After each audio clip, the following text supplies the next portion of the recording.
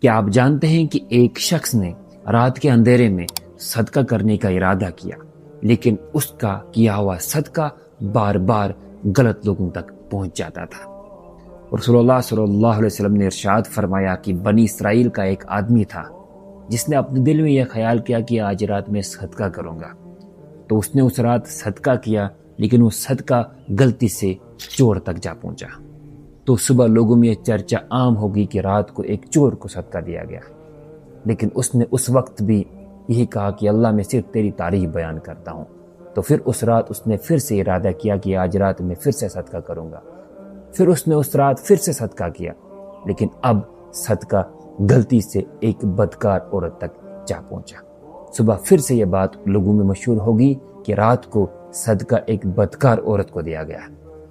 جب اس تک یہ بات پہنچی تو اس نے پھر یہی کہا کہ اللہ میں صرف تیری تعریف بیان کرتا ہوں۔ پھر اس نے اس رات پھر سے ارادہ کیا کہ آج رات میں پھر سے صدقہ کروں گا، لیکن جب تیسری رات اس نے پھر سے صدقہ کیا تو وہ صدقہ ایک مالدار شخص تک جا پہنچا۔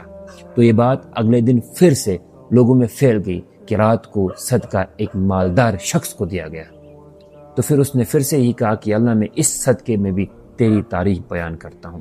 کچھ نہ کچھ حکمت عملی تو نے اس کے پیچھے ضرور رکھی ہوگی۔ پھر اسے خواب میں بتایا گیا کہ اللہ تعالیٰ نے تمہارے تینوں صدقے قبول کر دیے، فقط تمہاری نیت کے مطابق۔ لیکن صدقہ غلط لوگوں تک صرف اس لیے پہنچا، شاید چور چوری کرنا چھوڑ دے، شاید وہ بدکار عورت وہ گناہ کرنا چھوڑ دے، شاید جس کے پاس اتنی زیادہ دولت ہے اسے بھی احساس ہو کہ میں بھی کچھ خرچ کروں اللہ کے راستے میں۔